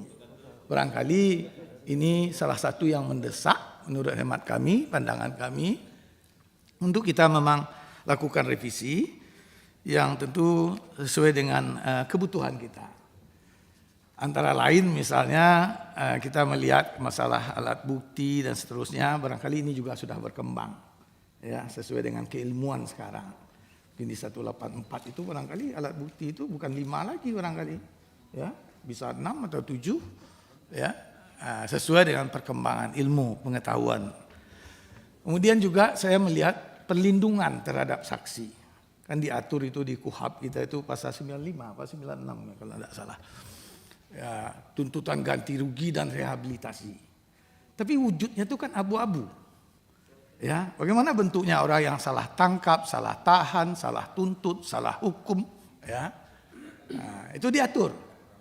Tetapi pelaksanaannya bagaimana? Ini ke depan barangkali dalam rancang kita perlu kita pertajam ini. Wujudnya itu bagaimana? Ya, terhadap orang-orang yang salah tangkap, salah tahan dan seterusnya tadi. Ini saya lihat contohnya aja ini. Banyak pasal-pasal lain yang memang perlu ya kita pertajam ke depannya. Itu yang pertama, yang mengenai hukum acara. Jadi saya sepakat ini mungkin kita percepat ya prosesnya ya untuk kita revisi hukum acara pidana yang karya agung anak bangsa pada masanya itu ya. Nah, pada masa sekarang ini sudah perlu kita ini, kita tidak perlu apa ya, memang kenyataannya seperti itu. Banyak sekali yang perlu, belum hak-hak tersangka dan lain sebagainya kan, seperti yang disampaikan Pak kawan kita tadi. Advokat juga ya, ada yang harusnya didampingi advokat tidak didampingi, banyak kita ketemu kasus-kasus yang seperti itu. Kemudian revisi Undang-Undang 35 tentang narkotika yang kedua. Ini menurut hemat kami juga perlu. Kami melihat satu-satunya tindak pidana ya, yang korbannya bisa dihukum itu dalam tindak pidana narkotika. Coba lihat tindak pidana apa yang korban bisa dihukum. Dalam tindak pidana narkotika itu bisa dihukum. Padahal kalau kita lihat ketentuan pidana-pidana lain, itu korban itu dilindungi. Tapi dalam tindak pidana narkotika itu dihukum. Ya, bisa dihukum. Kedepan kita perlu berpikir, karena tindak pidana narkotika ini sebarannya kan semakin masif lah kalau kita sebut tadi. Makin luas. Ya, sampai ke kampung-kampung, saya orang kampung kebetulan dari daerah, sampai daerah-daerah kecil itu, desa-desa, itu orang bermain narkoba itu. Kebetulan di daerah kita itu Pasaman itu kan perbatasan Pak, dari Sumut Pak, dari Aceh, itu lewatnya di situ. Jadi kita melihat ke depan perlindungan terhadap korban ini. Ada memang bisa diputuskan rehabilitasi ya, putusan hakimnya direhabilitasi. Tetapi bentuk rehabilitasi itu bagaimana? Siapa yang menanggung pembiayaannya? Ya kan? Kan tidak sedikit orang yang tidak dari keluarga kurang mampu. Ya. Banyak itu dari keluarga yang kurang mampu. Ini perlu kita perjelas dalam rancangan nanti. Ya, rehabilitasi itu siapa yang menjamin? Negara? Siapa? Keluarga korban?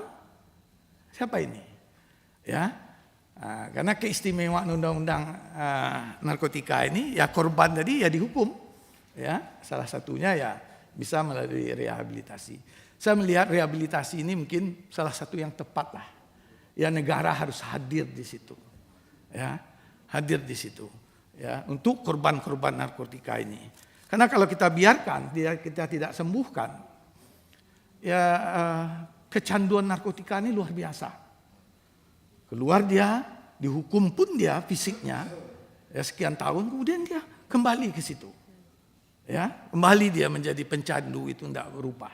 Tangkap lagi, berulang-ulang. Ya, itu sering kita temukan hal yang seperti itu.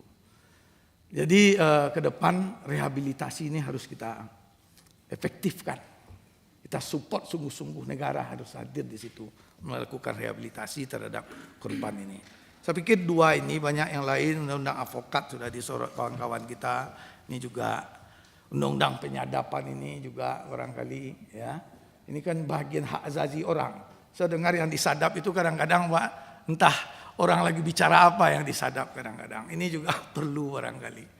Barangkali itu dari kami tambahan dari apa yang sudah disampaikan teman-teman kita tadi. Ya, mudah-mudahan mendapat ada manfaat lah bagi kita dalam rangka merevisi dari undang-undang tentang hukum acara pidana dan tentang narkotika ini. Demikian, terima kasih. Assalamualaikum warahmatullahi wabarakatuh. Silakan. Terima kasih. Assalamualaikum warahmatullahi wabarakatuh. ICGR ya. Ini terima kasih anak-anak muda yang semangat ya. Ya, kita salut sebenarnya. Kalau di masyarakat itu pembuat undang-undang itu pembuat ya, pemerintah dan DPR itu aja gitu.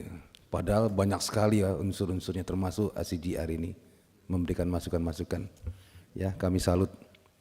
Saya langsung kepada yang praktis saja. Masalah tadi narkoba ya, narkotika.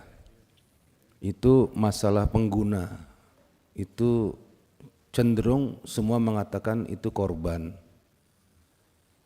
Walaupun di prakteknya dia memenuhi unsur semua penyakit narkoba.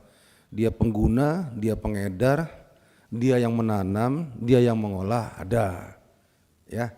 Atau dia pengguna, dia pengedar. Atau dia pengguna, dia yang menanam ya. Dulu saya sering tiap tahun panen ganja di Aceh ya. Jadi kalau sudah membakar ganja itu segunung itu, ikut teler juga ya, ngisep asapnya. Nah, kembali ke tadi rekan kita bilang rehabilitasi. Biasanya kalau narkoba tertangkap ya, itu pasti ngakunya pengguna. Saya pengguna Pak, pengguna. Setelah didalami ternyata, wah dia pengedar juga, dia termasuk agen juga gitu ya. Nah, kata-kata pengguna ini saya setuju, pengguna itu korban. Dan korban itu harus dibantu. Apalagi tadi dikatakan oleh ICGR, 70% lapas kita itu isinya narkoba itu. Itu beban biaya mereka makan, minum, dijaga, dikawal, kesehatannya besar sekali. Kalau itu bisa dipilah-pilah, siapa yang real pengguna, itu negara akan diuntungkan ya. Dari keuangannya, nggak sia-sia. Orang-orang yang ditahan itu biayanya besar sekali. Ini coba dirumuskan, bantu ya ICGR ini kepada kita juga. Ya.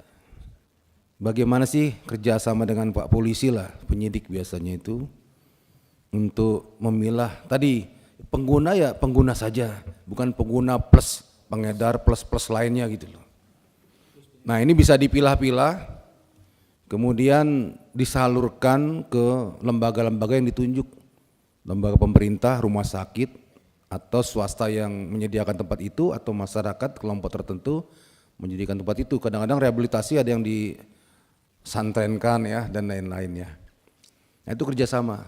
Saya berharap itu bisa mengurangi beban pemerintah juga, beban kepolisian juga, ya dalam kaitan memisahkan dia pengguna, ya korban, ya pelaku kejahatan. Ini yang belum ada narasi detailnya ya, memilah-milah seperti itu. Kalau ini sukses, bagus. Nah, kemudian di situ juga ada masalah. Prosesi dari tertangkap, diproses, sampai dikatakan dia pengguna dan harus direhabilitasi itu juga butuh waktu. Jadi seorang yang ditangkap karena menggunakan tidak otomatis dia ngaku pengguna terus direhabilitasi. Ada proses, mungkin ditahan juga dia 20 hari. Dalam 20 hari itu mungkin harus segera diputuskan. Ini the real pengguna atau pengguna plus tadi. Nah, ini mungkin ada siapa yang mengikuti di situ ya. Supaya. Nah, kalau sudah diputuskan ternyata dia real pengguna, nah bagaimana prosesnya? Bagaimana kalau dia orang mampu, bagaimana orang tidak mampu? Kalau mampu biasanya keluarganya, oh saya kasih rumah sakit ini aja yang keren, yang hebat, dokternya bagus saya kenal gitu kan. Keluarganya ngambil alih dengan prosesi yang perlu diatur di hukum acaranya itu. Bagaimana proses supaya itu dipertanggungjawabkan secara hukum. Ya, karena di lapangan suka ada istilah suka enggak suka. Kalau saya suka dia, kenal dia, atau ada sesuatu di situ, ya udah kamu rehab saja. Ya, kalau enggak kenal, enggak suka, udah ini pelaku ini, saya tahu dia tuh. Nah, ini dalam tanda petik ya, diwaspadai hal tersebut. Nah kalau dia nggak mampu mau direhab, siapa yang nanggung ini? Negara sebesar apa, di mana yang ditunjuk itu. Ini dipikirkan juga. Jadi smooth berjalannya dan beban negara untuk orang harus dilapaskan itu, dirutankan itu enggak terlalu berat. Ini bisa sangat membantu ya. Saya yakin itu miliaran rupiah itu bisa terselamatkan. Terus yang kedua masalah perlindungan terhadap korban tindak pidana. Saya berharap ICJR ini jangan hanya berpikiran korban tindak pidana harus direhabilitasi namanya, salah tangkap dan lain-lain seperti tadi dikatakan sebelumnya ya. Tapi berpikir dari awal kejadian. Jadi kalau ada perampokan di sebuah rumah, pemilik rumah itu bisa jadi korban barang-barang yang hilang, bisa jadi juga ada luka trauma fisik, ditembak, dibacok dan lain-lain ya. Bahkan ada sampai diamputasi gitu. Kemudian pelakunya dikejar polisi, ditembak, tertangkap, tembak kakinya gitu ya. Nah, si pelaku itu dirawat di rumah sakit yang ditunjuk, Rumah Sakit Kramat Jati, Rumah Sakit Bayangkara. Si korban kadang-kadang dirawat di rumah sakit juga sama, atau di rumah sakit yang lain. Tapi yang dibiaya itu penjahatnya. Korbannya enggak. Ini jadi masalah. Ini kadang-kadang Pak Polisi di lapangan itu ninggalin KTP buat nanggung si korban itu karena nggak mampu. Jadi perlindungannya mesti dari situ. Itu kan korban tindak pidana juga, bukan hanya salah tangkap tuh direhab, kompensasi, restitusi dan lain-lain. Ya dari awal. Jadi nggak ada keraguan bagi pelaksana hukum di lapangan untuk mensikapi baik pelaku maupun korban-korban tindak pidana ini. Jadi kelihatannya sepele tapi the-realnya begitu. Ya. Bahkan kadang-kadang ada rumah sakit yang menganggap ini orang susah, orang miskin, tolak-tolakan. Jangan di sini, sana aja. Kalau ini bukan kami nangani, sana aja. Kan dilihat, wah ini orang susah ini. Bukanya berat. Ya, tolong bantu ya ICJR ya, kasih masukan narasi-narasi yang tajam dan pasal-pasal termasuk di hukum acaranya. Terima kasih. Assalamualaikum warahmatullahi wabarakatuh. Terima kasih Pak Rikwanto, Pak Endang Agustina ya. PAN, Pak Endang Agustina, PAN. Assalamualaikum warahmatullahi wabarakatuh. Terima kasih pimpinan. Yang saya hormati seluruh rekan-rekan Komisi 3 dan adik-adik dari ICJR. KUHP adalah karya agung bangsa Indonesia, terbit tahun 1980. Tapi ada satu hal yang ingin saya soroti, yaitu terkait dengan rumah penyimpanan benda sitaan, Rukbasan. Amanat undang-undang itu di seluruh kota harus ada Rukbasan. Karena benda sitaan disimpan dalam rumah penyimpanan benda sitaan. Tetapi faktanya saat ini itu belum bisa dilaksanakan sama sekali. Saya karena latar belakang penyidik ini pernah punya pengalaman yang sangat tidak mengenakan dengan ini. Pertama misalnya contohnya kita pernah menyita 15.000 kubik yang posisinya di sungai. Memeriksa jenis dan jumlahnya saja perlu waktu 4 bulan karena dia mengapung di atas air. Kemudian dengan penyimpanan benda lain, karena setiap daerah punya karakteristik yang berbeda sehingga mungkin benda sitaannya pun akan berbeda-beda. Nah, ini mohon juga dimasukkan di dalam rancangan KUHP agar benda sitaan itu dapat dipelihara dengan baik. Kita sudah melihat banyak sekali penyimpangan-penyimpangan terkait dengan barang bukti. Mungkin kita bisa lihat di media, ada beberapa oknum dari Polri yang menjual barang bukti narkoba. Nah mungkin jika ada rumah penyimpanannya khusus, diawasi secara khusus, dijaga dengan ketat, saya kira hal seperti ini tidak akan terjadi lagi. Jadi saya mohon ini bisa dimasukkan di dalam draft yang akan dilakukan oleh adik-adik sekalian. Saya kira itu pimpinan. Terima kasih. Assalamualaikum warahmatullahi wabarakatuh. Ada lagi? Silakan. Ya Pak Mangihut, silakan. Izin Pak Ketua. Terima kasih. Yang pada pokoknya Pak Ketua, saya sangat mengapresiasi apa yang sudah diajukan oleh LSM kita, yaitu lembaga ICJR ini. Artinya usulan-usulan atau masukan dalam rangka melakukan perubahan tentang undang-undang kita yang sudah memang harus banyak kita lakukan perubahan pada saat ini karena sudah banyak hal-hal yang bergeser dan memang yang harus kita akan perbaiki. Saya sangat sependapat tadi apa yang disampaikan oleh Pak Wayan. Saya kira teman-teman dari ICJR coba diidentifikasi masukan-masukan. Karena ini apa yang kalian sampaikan ini kan secara global. Makanya undang-undang KUHP pasal mana yang memang harus kita tambahkan atau memang yang harus dihapus. Jadi semua biar bisa kita nanti diskusikan, ya. Bahkan juga kita akan mengundang juga nanti pakar-pakar hukum dalam rangka ya menyatukan pendapat sehingga bisa kita kirimkan ke Balegnas atau Prolegnas supaya menjadi undang-undang. Saya kira demikianlah semua usulan-usulan per undang-undang yang dimaksud. Jadi gampang kita nanti mengidentifikasinya dan berdiskusi dengan teman-teman sehingga hasilnya dapat segera kita tuntaskan. Kami sambut baik ya apa yang menjadi usulannya ini. Tapi saya kira sangat baik kalau memang ini dibuat ya sangat rapi. Ya. Yang kedua, sekarang ini juga kan kita marak soal mengenai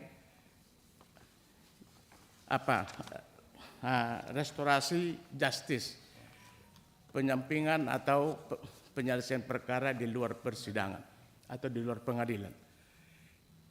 Ini juga belum ada undang-undangnya. Semua lembaga membuat perja, peraturan Jaksa Agung ada, perkap, peraturan Kapolri ada, peraturan juga dari Mahkamah Agung juga ada. Tapi ini semua peraturan-peraturan. Ini sangat membingungkan ini sebenarnya. Kalau boleh juga di undang-undang KUHP ini juga tolong dimasukkan supaya menjadi undang-undang. Karena apa? Saya kira kalau Kapolri ada. Kalau memang niat untuk menyelesaikan perkara, ada SP2H, penghentian penyidikan. Ya, tidak perlu pakai RJ. Kejaksaan, kalau kejaksaan adalah diberi kewenangan mendeponir perkara, mengesampingkan perkara, itu memang diatur undang-undang. Seharusnya Kejaksaan Agung lah sebenarnya yang punya kewenangan ini kalau untuk melakukan ya mendeponering atau juga penyelesaian perkara di luar persidangan ini. Karena sebelum disidang diselesaikan di sana lebih baik karena mereka lah sebagai lembaga penuntut. Nah, inilah yang sekarang ini juga berlomba-lomba APH, aparat penegak hukum, membuat ya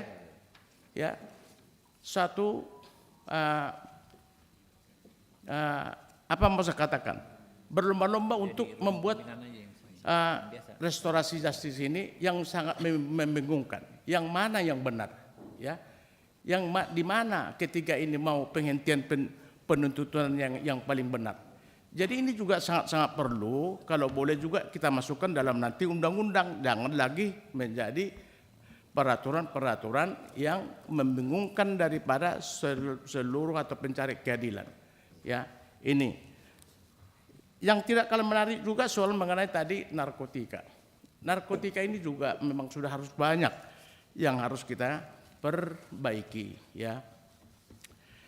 Contoh tadi sudah terkemuka kita bicarakan ini pengawasan tentang soal pengguna. Sekarang ini perkara narkotika banyak semua kepada pengguna. Terus terang aja dengan jujur kita katakan ini bisa disalahgunakan oleh APH. Apakah di penyidikan, apakah juga di penuntutan, boleh disalahkan.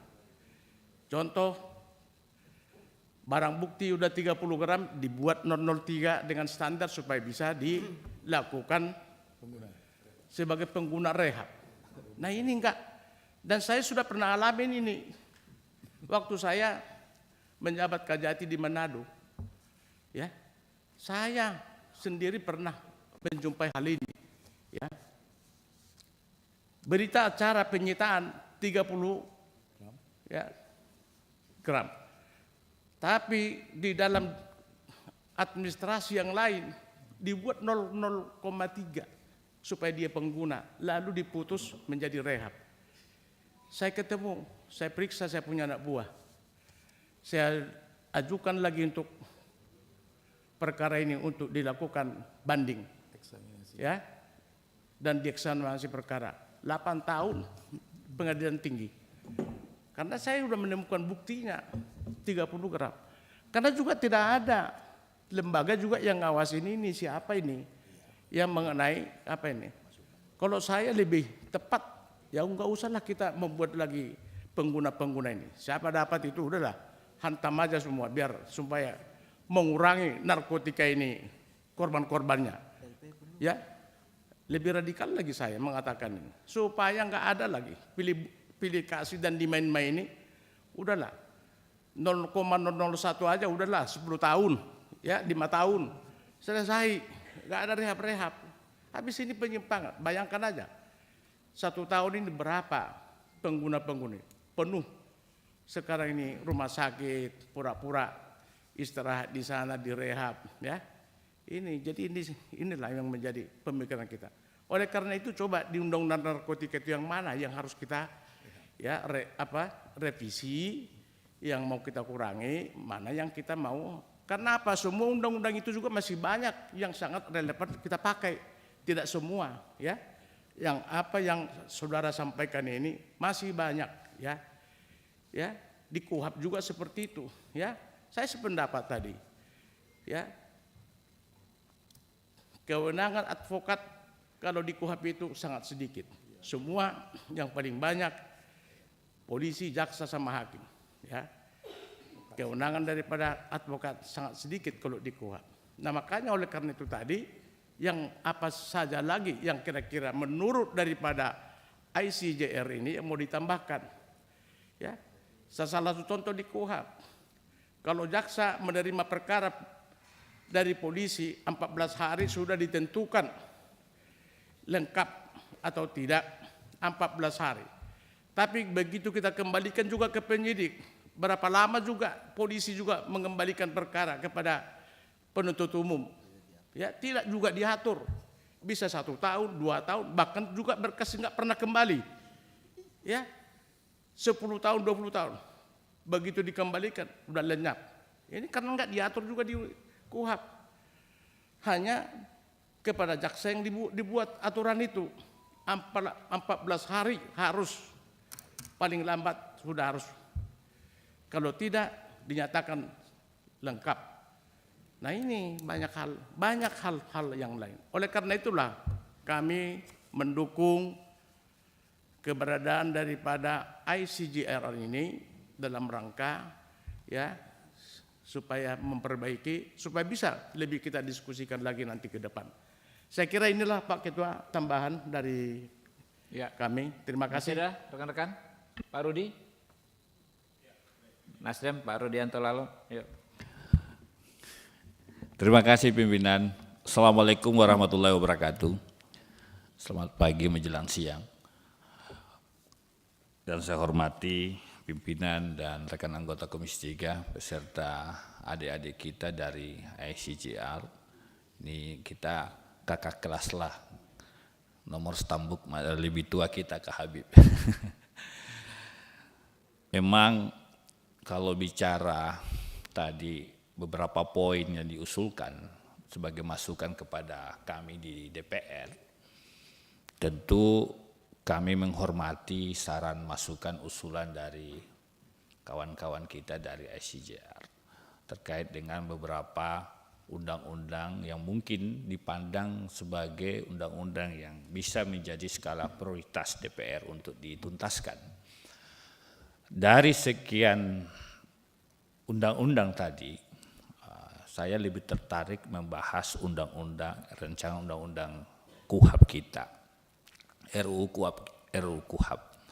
Hukum acara kita 1981, kalau 2024 tahun ini sudah berapa itu? Berarti sudah 43. Ya, saya khawatir aja norma-norma yang ada di KUHAP kita hari ini sudah tidak sesuai lagi dengan kondisi kekinian, atau lebih tepat bahasanya mungkin sudah usang gitu kan.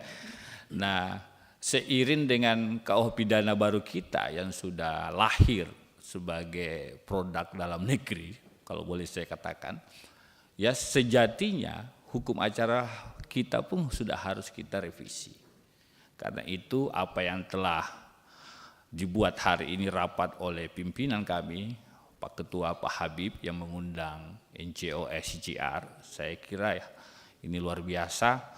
Betul kata Pak Wayan bahwa DPR ini terbuka Pak, terbuka. Jangan dikira kami DPR tidak ngerti-ngerti amat, kami paham Pak. Kami pun juga sarjana hukum, magister hukum Pak. Sehingga kami bersepakat. Poin-poin penting misalkan soal perintangan penyidikan. Kadang-kadang lawyer, seorang advokat, karena hanya memberi masukan, advice kepada kliennya, yang misalkan dia tersangka dan sebagainya, kadang-kadang pasal 21 pun dipakaikan untuk advokat misalkan. Itu sudah ada contoh Pak. Orang ditahan, seorang advokat, saya tidak usah sebut namanya, seorang advokat ya ditersangkakan oleh KPK, lalu dalam prosesnya ditahan sampai dia upaya hukum Pak. Pada akhirnya PK dia dinyatakan bebas Pak. Nah, siapa yang mau bertanggung jawab nasibnya 1 tahun lebih ditahan Pak? Sementara tiba-tiba Hakim PK mengatakan tidak terbukti kasus perintangan pasal yang didakwakan. Nah, siapa yang mau bertanggung jawab? Negara mau bertanggung jawab bagaimana? Sementara orang sudah menjalani hukuman dalam penjara 1 tahun lebih Pak. Nah, ini poin-poin penting sehingga perlu dinormakan, diperjelas lagi dalam KUHAP kita ke depan. Yang kedua, soal putusan pra-peradilan. Ya kan? Ketika sudah ada putusan pra-peradilan, penegak hukum sejatinya tidak lagi mencari-cari akal, mencari-cari alat bukti satu lagi untuk mentersangkakan kembali misalkan, berulang misalkan. Nah, ini juga perlu dinormakan. Ya, ini catatan-catatan ke depan saja. Karena Bung Tandra tadi, Sudeson Tandra sudah bicara teori ya, Eropa kontinental, Anglo-Saxon. Ini Rescopan yang bilang Pak, law is a tool of social engineering. Hukum itu alat untuk mentransformasi perubahan. Jadi ya memang kalau KUHAP kita ini kita sudah pakai 43 tahun ya memang sudah perlu kita revisi. Karena itu saya selaku anggota Komisi K dari fraksi Nasdem sangat mengapresiasi dan berterima kasih kepada kawan-kawan kita dari ICJR. Kami siap diajak berdiskusi. Ya, mudah-mudahan hukum acara kita nanti yang baru ini di periode DPR ini bisa dituntaskan. Saya kira itu pimpinan. Terima kasih. Assalamualaikum warahmatullahi wabarakatuh. Masih ada lagi rekan-rekan? Kalau nggak ada, teman-teman ICJR mungkin terakhir 3 menit aja Pak ya, sama closing statement aja. Baik, terima kasih banyak pimpinan. Pertama-tama terima kasih banyak tentunya Bapak Ibu, kami merasa bangga dan terhormat boleh diberikan respon positif dari Bapak Ibu sekalian. Yang pertama tentu saja semua masukan yang kami sampaikan Bapak Ibu, semuanya kami lakukan penelitian. Jadi semua yang ada di PPT itu semuanya ada penelitiannya Bapak Ibu, nanti kami akan usahakan kirim Pak Pimpinan ke meja Bapak Ibu sekalian, utamanya KUHAP, narkotika, advokat, TPPO, semuanya kami teliti Bapak, jadi semuanya ada penelitiannya. Dan kedua, tentu tadi Pak Wayan mengatakan harus dikejar begitu ya. Kalau bagian itu Pak tenang saja, kami akan menyibukkan Bapak Ibu sekalian. Jadi kami juga minta waktunya Bapak Ibu, kemudian nanti kami meminta permohonan untuk bisa diskusi secara langsung dengan Bapak Ibu. Itu yang kedua. Yang ketiga saya kira secara substansi tadi sudah banyak dibahas dan Bapak Ibu saya kira kita satu pemikiran terkait perubahan ke depan. Tapi satu saja tadi yang disampaikan oleh Pak Tandra ya. Pak Tandra izin. Pak Tandra izin sepakat bahwa menurut kami ampun Pak, ampun. Iya, kami sepakat intinya begini Bang, perubahan ke depan baik itu narkotika, KUHAP, bagi ICJR pendekatannya adalah satu due process of law. Jadi sepakat dengan Pekar artinya itu akan mengidentifikasi bagaimana hak asasi manusia ditegakkan. Sekali lagi kami berharap bahwa kepentingan terbesar kami adalah memastikan perubahan sistem peradilan pidana ini dilakukan juga secara sistematis dan kita bisa memperkuat institusi yang bergerak dalam sistem peradilan pidana Bapak Ibu. Untuk itu secara substansi nanti inti dari pertemuan ini adalah kami meminta follow up ke Bapak Ibu, kami akan mengajukan permohonan untuk diskusi lebih lanjut dan tadi pimpinan untuk memperkuat terkait dengan partisipasi bermakna kami sebetulnya beberapa aturan itu kami sudah kirimkan Bapak Ibu RUU-nya. KUHAP itu kami sudah kirimkan draft RUU versi masyarakat sipil tentu saja, tapi tentu kebijakan dari Bapak Ibu untuk kemudian boleh membaca dan sekiranya kita boleh berdiskusi Bang, hal yang lebih teknis, mana yang kira-kira masukan kami bisa kami berikan secara lebih konkret. Saya kira itu saja, terima kasih banyak Bapak Ibu untuk kesediaan dan respon positif dari kami. Terima kasih banyak pimpinan, saya kembalikan. Ya, rekan-rekan ini ada rekomendasi bisa dibaca, bisa ditampilkan ya. Pertama, rekomendasi rapat dengar pendapat umum Komisi 3 DPR RI dengan Institute for Criminal Justice Reform ICJR masa persidangan 2 tahun masa persidangan